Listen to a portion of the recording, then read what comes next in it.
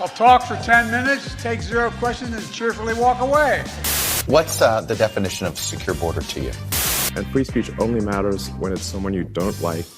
I was literally flabbergasted. Nerd Prom happened over the weekend. West Hollywood has quote-unquote safety ambassadors. We finally find out what a secure border means.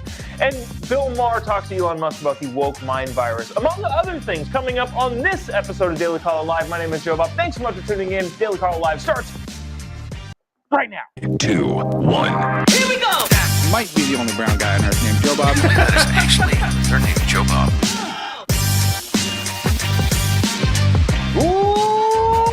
Live from the dingy bunker, completely cut off from the outside world, except for you fine folks. My name is Jobob. This is Daily Caller Live. Thanks so much for tuning in on today. It is Monday, May 1st, the start of my month. I have a month now, guys. AAPI.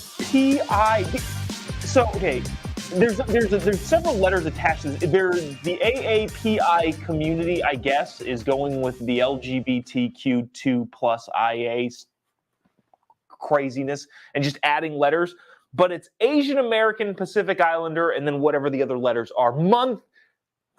All praise be to me. I obviously don't care about any of these stupid months. They're silly and ridiculous, but having said that, I will use this month primarily to point out how silly and ridiculous they are, as it is Pacific Islander month-ish. Also Asians, which is how that's the same category, I'm not entirely sure, but I guess it is. Anyways, so let's get to what happened over the weekend. Check it out. So Nerd Prom happened. The White House Correspondents' Dinner happened over the weekend. Nerd Prom is kind of funny because that's what it's called affectionately, I guess. But Michael Knowles pointed out, Nerd Prom would assume that the people that go to these sorts of things, the press and the media, are smart and they know facts, which is kind of funny. Having said that, there was a bunch of people from the left and right that went there. A bunch of friends from Newsmax went to the Nerd Prom, the White House Correspondents' Dinner. I also saw, I think in the audience shots, I think I saw Enes Kanter Freedom, who was there, who's a big-time, freedom guy. I think I saw Mike Pompeo there. It kind of interesting, the people that I saw there. But I feel like this is kind of that DC uniparty thing of like, at the end of the day, all of these media people and their politicians are all friends and chummy, and they don't actually care about the running of the country, the thing that they've been tasked with doing. Having said that, I want to start off with how Nerd Prom started. Check this out. This is kind of interesting. I saw this in London when we were there 2 weeks ago. These big climate protests, these protests about not a single drop more of petroleum, fossil fuels, anything like that. The woke climate people were blocking cars from entering into the White House Press Correspondents' Dinner. Check it out. This is kind of fascinating. A lot of ways this dinner sums up. I guess this is not the first clip. Well, did I screw these up? All right, so let's go to this clip then. This is Joe Biden here giving his opening remarks, which I thought was funny and also quite serious about what he actually does. This is one of those things where it's funny because he's joking about it, but it's also true and terribly frustrating. Watch this from the President of the United States. A lot of ways this dinner sums up my first 2 years in office. I'll talk for 10 minutes, take 0 questions, and cheerfully walk away.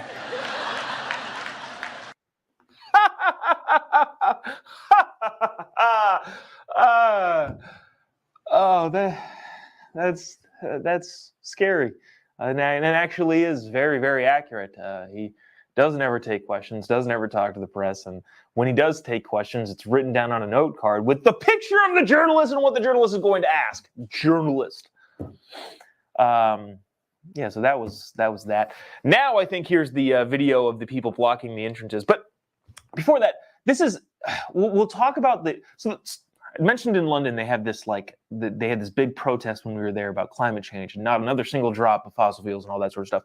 Also in London, it was kind of interesting. On the TV, I watched. I'm a weirdo. I watched a lot of their version of C-SPAN, and the prime minister has to get up like twice a week, I think, and take questions from anybody and everybody in Parliament. Could you imagine if the president had to do that? One, I think it would be great and fantastic. And the president, probably in the same way the CEO of a company has to answer to the board of the company, should take questions from Congress, both on the Senate side and the House side. That seems like a reasonable thing to do. And also, that would turn into a political grandstanding crazy circus. So those are my 2 thoughts on that. Anyways, I thought it'd be great. Maybe the president should take more questions, and especially from Congress, like they do in Parliament. But also in England, they had a crazy climate crisis thing, and that is this. Watch this. This is kind of fascinating. Check it out.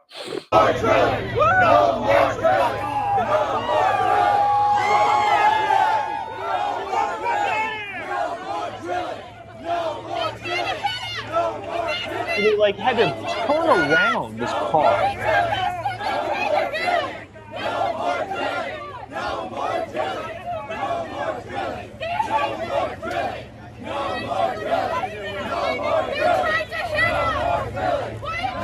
All right, sorry, that was a little bit longer than I think I should have let that go on. But this is from the Climate Defiance. Breaking, our blockade is working, accompanied with that video. We just turned away a government SUV from entering the White House Correspondents' Dinner at a hotel in D.C. Business as usual, plus Biden's approval of massive new oil projects and gas killing the planet. The simple solution is #end fossil fuels. I think that's fascinating. They think the blockade is working. I would say, look, you don't get to do that. You don't get to stop people from going places. In some ways, a lot of people might construe that as kidnapping. But we won't belabor on that. I just thought it was interesting that, one, it was happening outside the White House press briefing, the White House Correspondents' Dinner. And two, they thought that was an effective strategy. Oh, wait, we can't get into the event in our car? Oh, well, I guess we'll have to stop drilling for oil. Oh, that. Consequently, killing a bunch of poor people. And I won't get into that huge tangent, but this whole idea of like stopping fossil fuels immediately, just stop right now, immediately. That makes the price of energy go up. And when the price of energy goes up, millions of poor people die around the world. So stop the climate change genocide. All right. Here is, which one was this? There was another thing. Oh, okay. Here's Roy Wood Jr. going to the at Nerd Prom. I thought this was fascinating. I like this guy as a comedian. He's a funny guy, I think. But he also said some true things about the media that I thought were fascinating. He tends to be on the lefty side of the aisle, and I think a lot of it comes from ignorance and not necessarily blind ideology. But what he wasn't blind to was this hot take, and I thought it was interesting. Check this out. I don't know about y'all, but for me, the easiest scandal to follow was the Trump document scandal. That was the one that was easy to follow. It was simple. It's some stuff that's supposed to be in the White House that ain't. And the media, y'all did y'all's job. Y'all jumped on that story. As soon as the Trump document story broke, everybody was down at Mar-a-Lago. We're reporting live from the documents, and we're gonna find them. And then we found out Joe Biden had documents too, and it was like, oh, it's not a big deal. It's not a big deal. Everybody got documents. Everybody got documents. Mike Pence had some documents. Who cares about it? Ooh, look, a Chinese spy balloon. Would you look at that? Ooh. That was one of those ones where that was very, very true. And then the laughter and then the applause after, I feel like should be very, very telling. I would imagine that a bunch of conservative talk shows are going to go nuts on that today. Of like, look at how these people applauded and laughed. But at the same time, I feel like that's almost a good thing. Yes, it's horrifying that the media is complicit in the Democrat political machine. But at the same time, I want more people to see clips like that so that they know, that the media themselves know what side of the field they're playing on.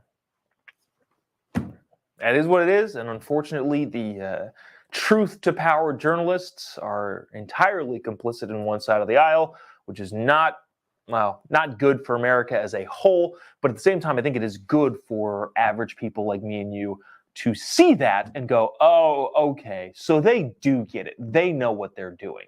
So there's that. Lastly, I wanted to play this. I know this is a little bit longer, and I know we spent way longer on this than we probably should have. But I thought this was fascinating. This is a clip, I believe, from 2000, somewhat in the Obama administration.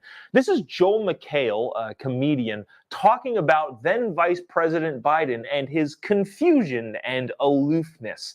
This is fascinating. I think this took place 9 years before Joe Biden was actually the president, which is crazy to think of if this is what everybody thought of him then.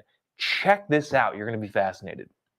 The vice president isn't here tonight, not for security reasons.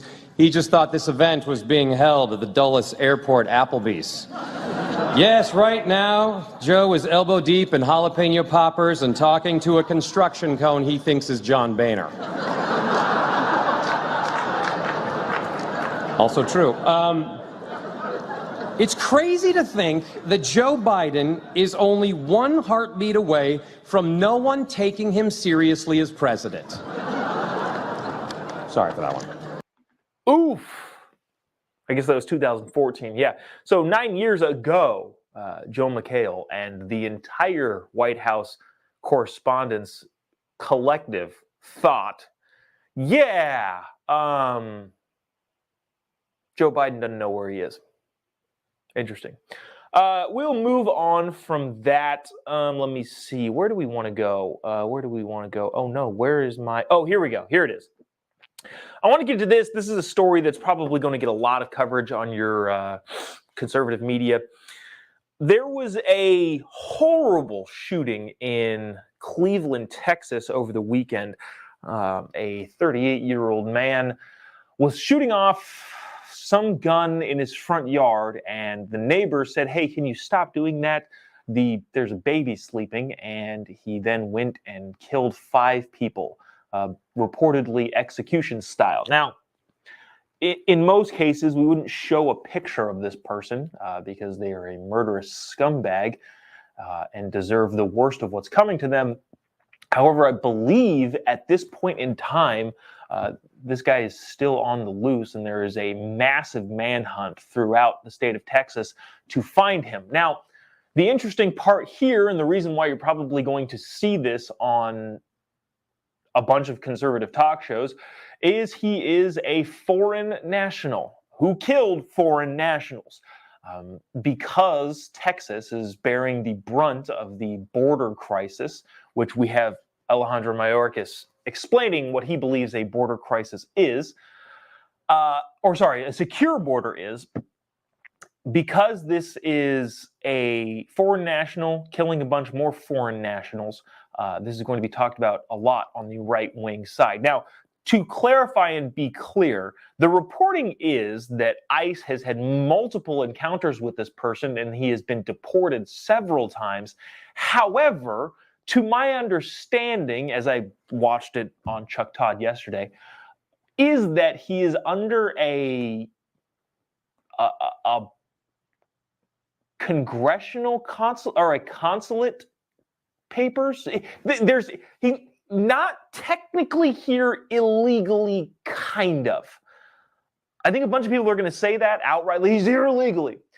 And he has been here illegally. He has been detained. He has been deported, according to several reports. However, I think now there's some sort of weird snafu with the paperwork where it's not technically, I don't know.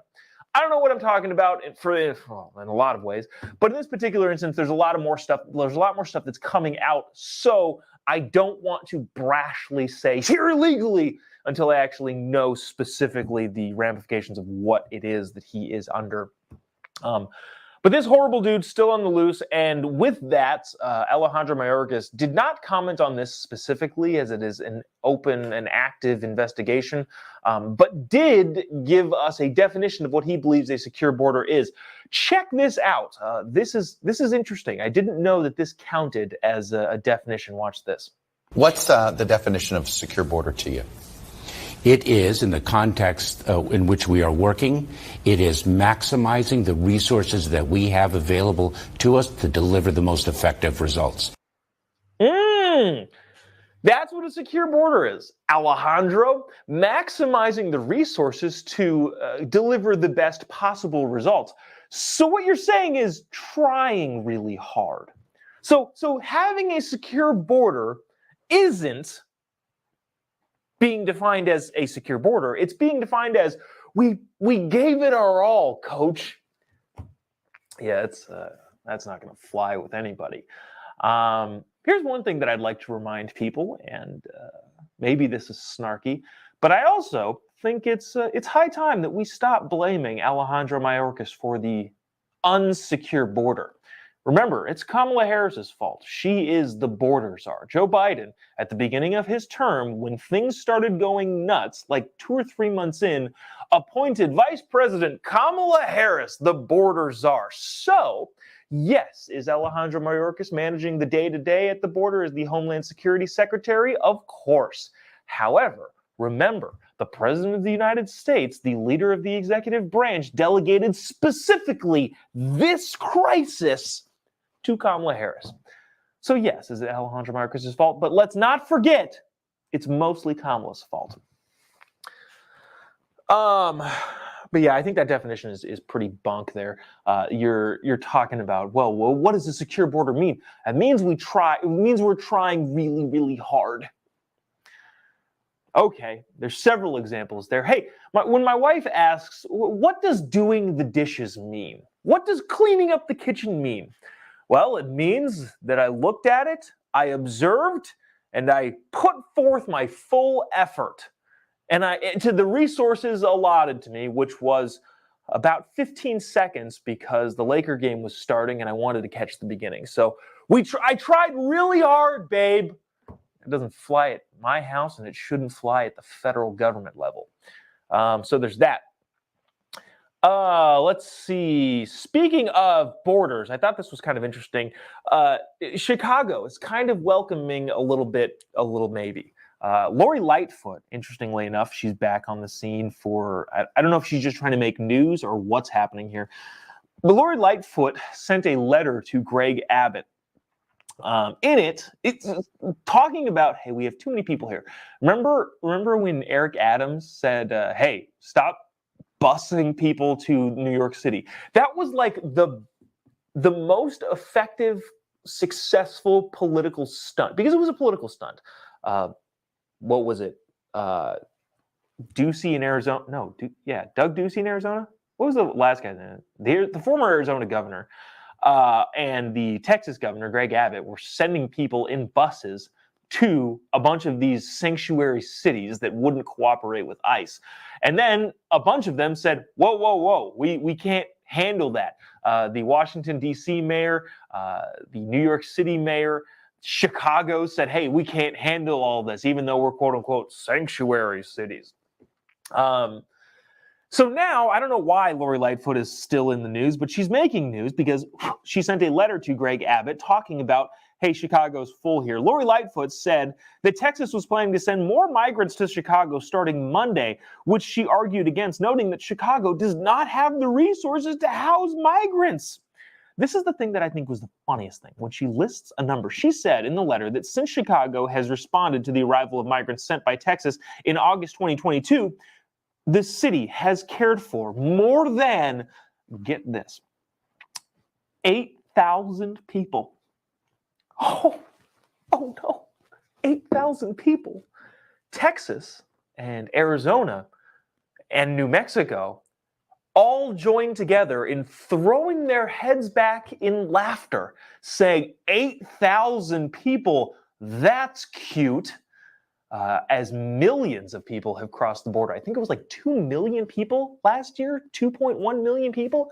Oh, Chicago, sorry about the 8,000 people that you now have to be responsible for because you touted yourselves as a sanctuary city, so we're going to go ahead and just give you that responsibility. Oh, but 8,000 people, I'm so sorry, Chicago. It's comical. Hold my beer, says Texas, Arizona, and New Mexico, and also California. But California is just this. There's no saving this place. So there's that. Lori Lightfoot in the news again. Holy cow, we got way more to talk about and get to. Let me get to this because I feel like the clips are a little bit longer in here. Two liberals who are conservatives, Bill Maher and Elon Musk. At this point, by definition, I think are conservatives. Bill Maher is trying to conserve the liberal ideas that have taken hold from being overrun by the progressive ideas that are leading to the woke mind virus, as Elon Musk describes it. In other words, Bill Maher is literally trying to conserve America as he sees it, as opposed to going down this path to nowhere that the woke are trying to lead us down, which is fascinating. He'll never say he's a conservative because he would align that with, well, they don't care about this and this and this and this. No, but by the definition of trying to conserve something, Bill Maher is a conservative. So is Elon Musk, and they had a conversation. This is Elon Musk talking about free speech. I want you to listen to this. We won't spend a ton of time on this because it's so pretty self-explanatory, but check it out, and we will discuss on the other side. Maybe we won't. I really can't emphasize this enough. We must protect free speech. And free speech only matters, it's only relevant when it's someone you don't like saying something you don't like, because obviously speech that you like is, that's easy. So it's the thing about censorship is that, sure, for those who would advocate it, just remember, at some point, that will be turned on you.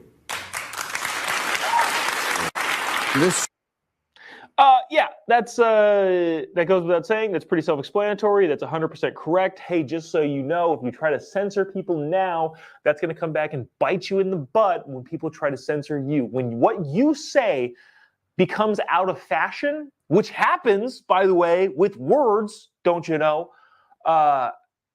it's going to be a problem for you. I want to continue on here. This is a little bit longer of a clip, but I think it's interesting. Elon is talking about the woke mind virus, which Bill asked him about. Check it out.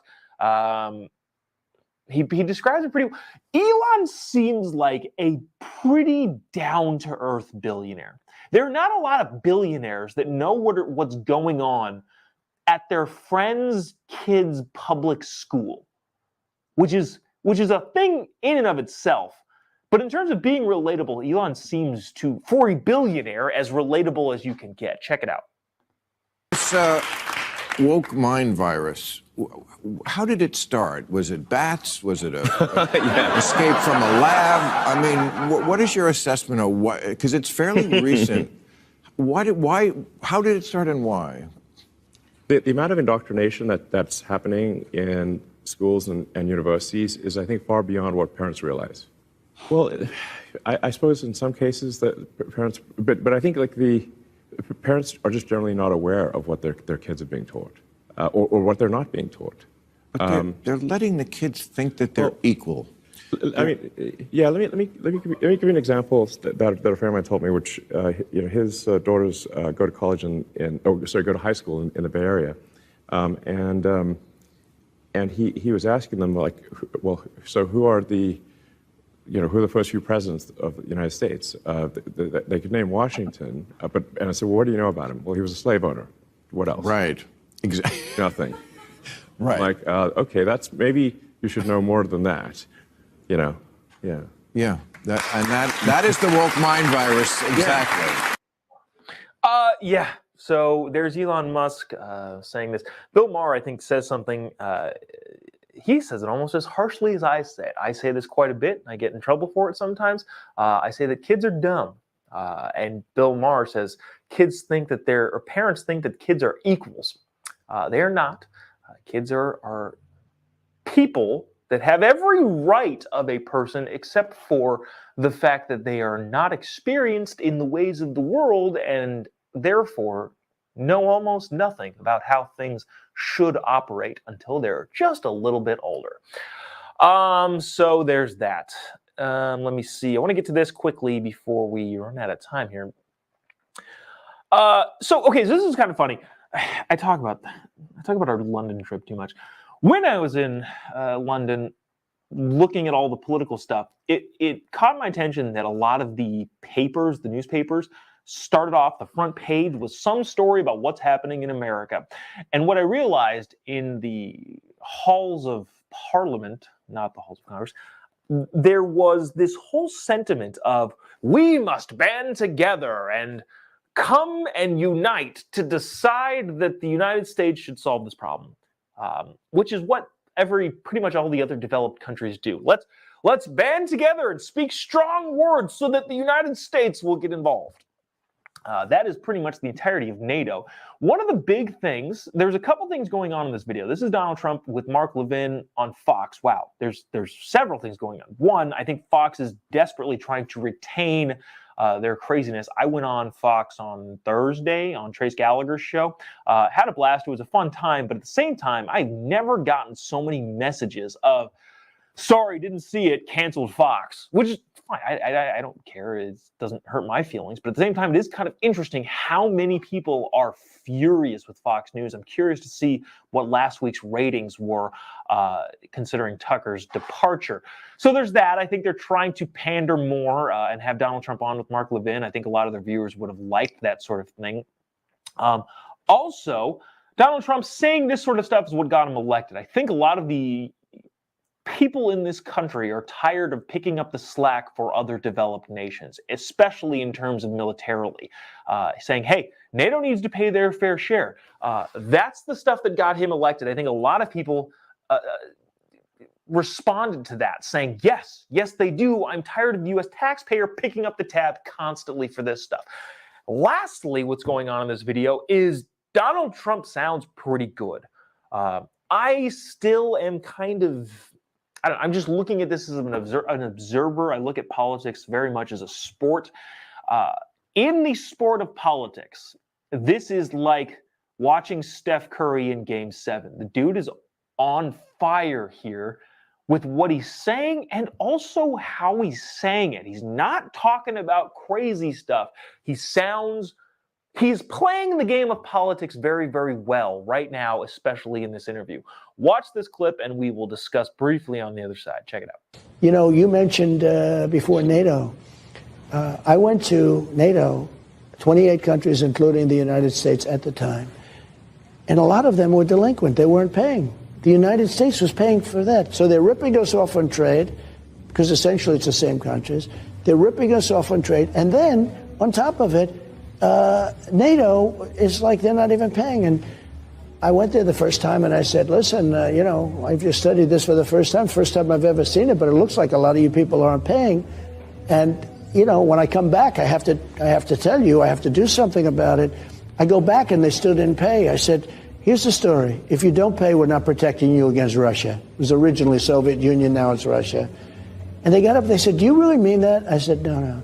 If you don't pay, you get no protection whatsoever. The following day, money started pouring in like nobody's ever seen. So it gets kind of complicated when he says you didn't pay this and that sort of other thing. One of the big NATO requirements is that you have to spend 2% of your GDP on defense every single year. A lot of countries were not doing that, and Donald Trump is making them do that. I think there is some big fund that people have to pay into, but I don't think that's what he was generally talking about. I think he was talking about, hey, you are not putting your fair share of your country's resources into military defense. And if you don't do that, we are going to have to back you up. Currently, still, we pay about twice. And by that, I mean we put about twice as much percentage-wise of the UK, which is the country I was looking at closely because we were just there. About twice as much. They put about 2.1%, and we put almost 4% of our GDP into our military. And that is not even accounting for the vast disparities in GDP. In other words, you need to spend 2% of what your economy as a whole is worth.